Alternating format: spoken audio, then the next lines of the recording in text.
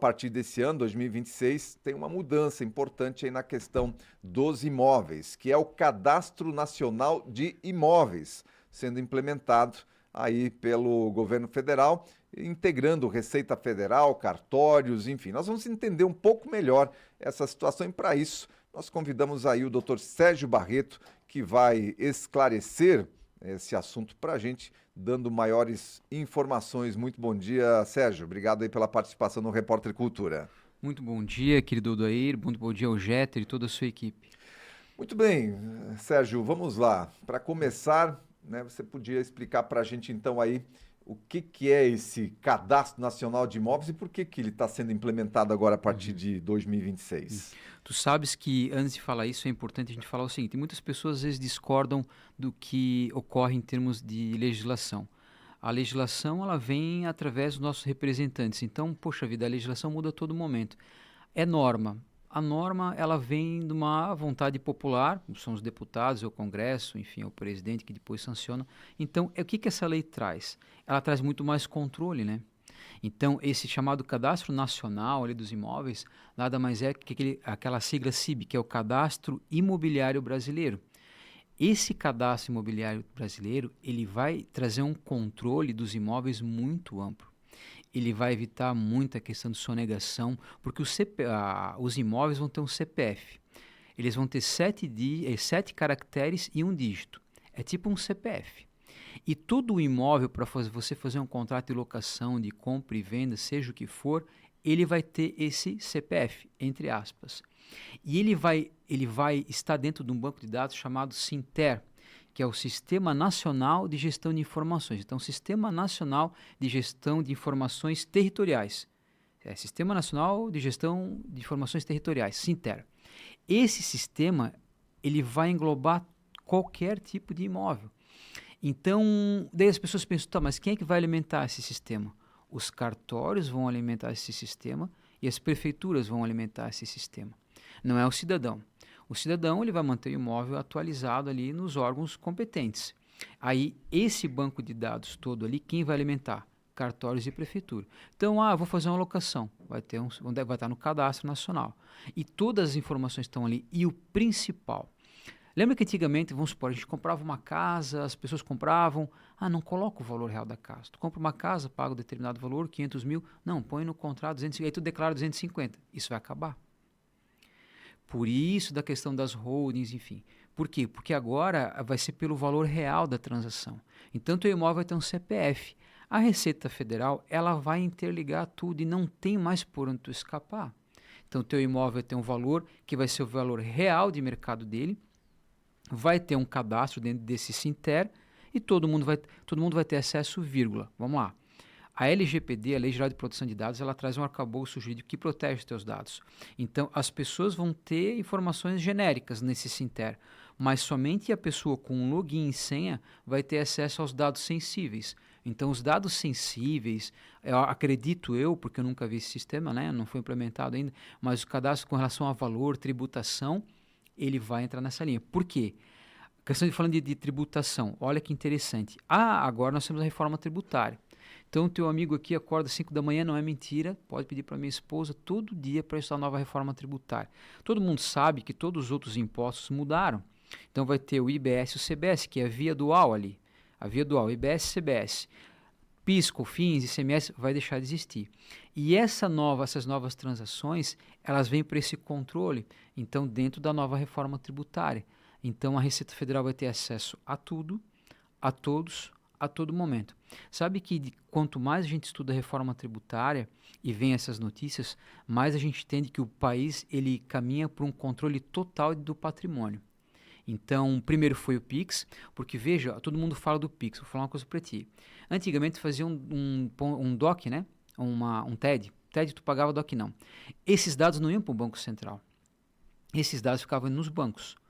As pessoas são muito inocentes. Quando elas faziam o Pix, o dado não vai para o banco.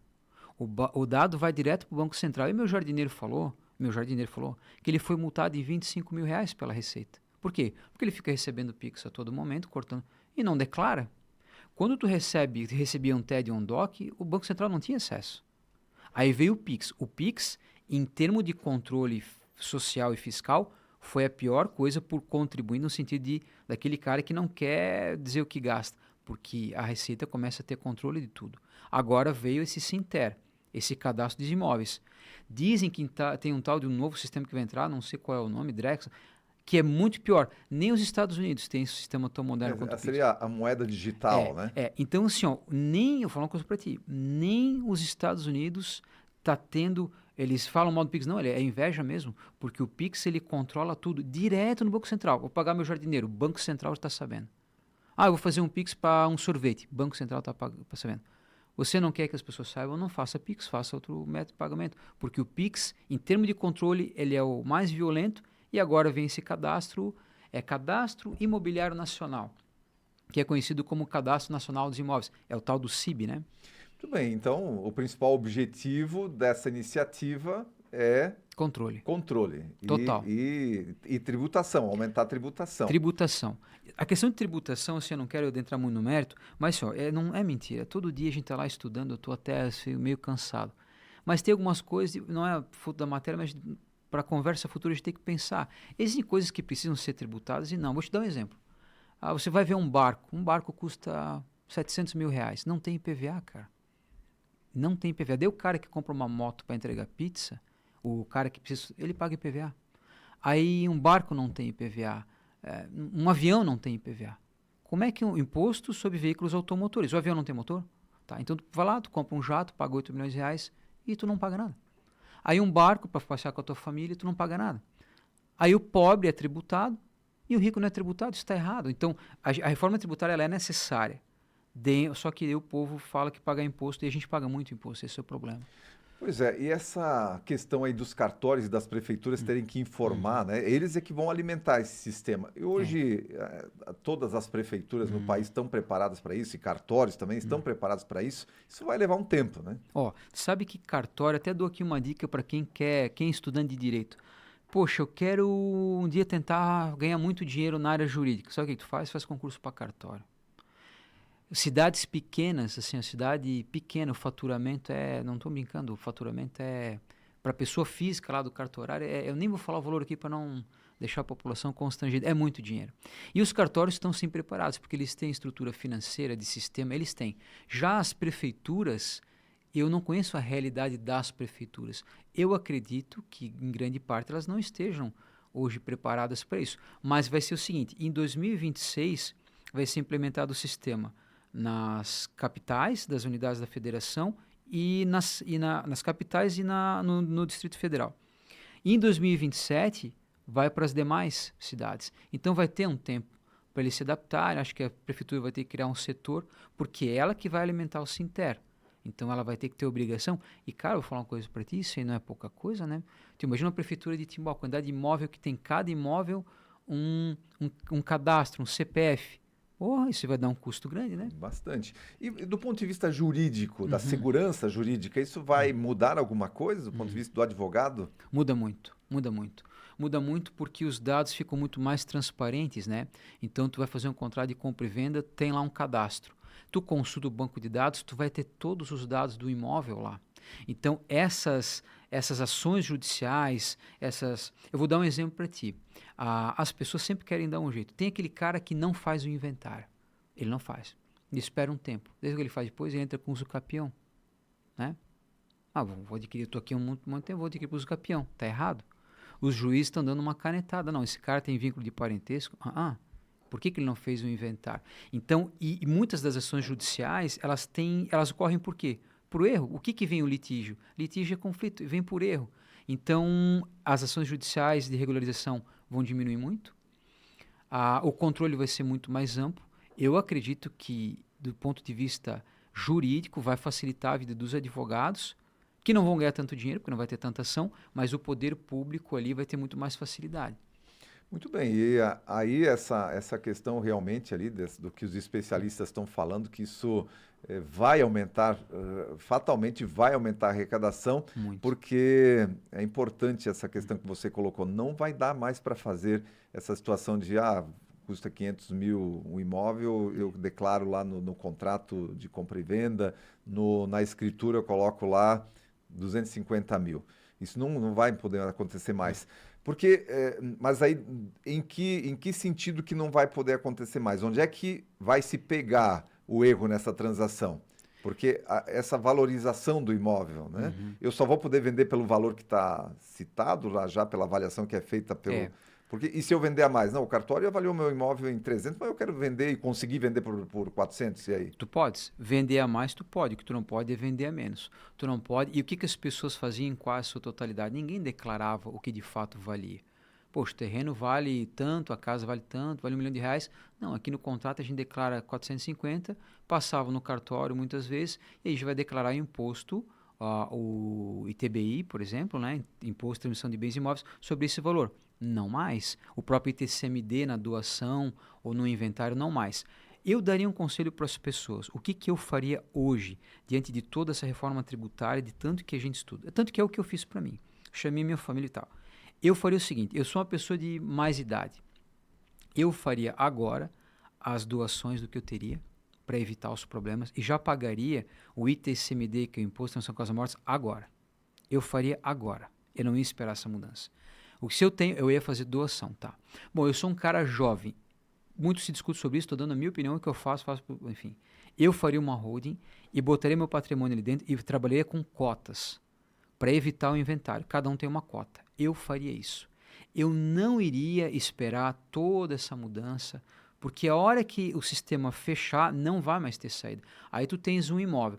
A desgraça futura da classe média brasileira vai ser o inventário. Por quê? Porque ele vai ter um valor alto de patrimônio, vai fechar com esse sistema. Aí morreu alguém, entra em inventário, o honorário do advogado em cima do mérito da ação do inventário, então ele pega a porcentagem, o ITCMD em cima desse valor. Então, tu imagina, tu tem um imóvel, o valor vai disparar, aí tu tem que gastar com inventário, tem que gastar. Então, eu faria as doações já agora do que eu tenho. Gasta, não tenho que fazer, mas tu vai gastar, eu acho, talvez 1/3 do que tu iria gastar. E se eu sou um cara jovem, eu ia pegar, dane-se quanto custa, dou meu jeito, eu iria abrir uma holding, iria botar o patrimônio lá dentro, ia trabalhar por cotas antes de tudo isso.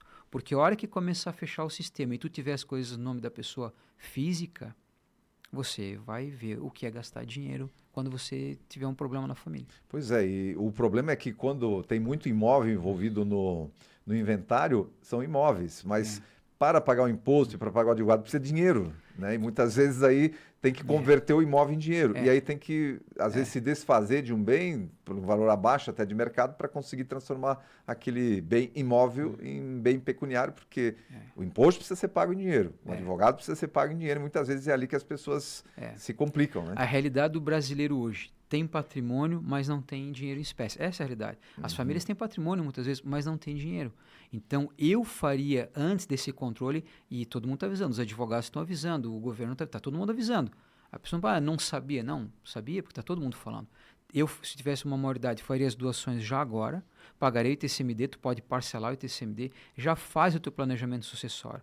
Eu tenho filho, não tenho filho fora do casamento, não tenho, tá. Faz o que tem para fazer agora. Porque esperar depois, eu acho que esse controle... E o agora seria esse ano, pelo que você falou. Ano. Esse ano, né? Esse Porque vai começar lá pelas capitais e depois vai, o ano que vem, 27, Acabou. vai se estender aí para os outros municípios. Então, esse ano é a hora de dar uma ajeitada nessa questão aí de quem tem imóveis e tal, para não penar lá na frente. Não tenha dúvidas. E tu imagina a questão do aluguel, né? Com a nova reforma tributária, tu sabia que se eu aluguei uma casa, eu vou pagar 30% de imposto? Se eu não tiver uma holding, eu vou pagar 30% de imposto. Então, eu tenho uma casa, vou alugar, o aluguel vai se tornar inviável.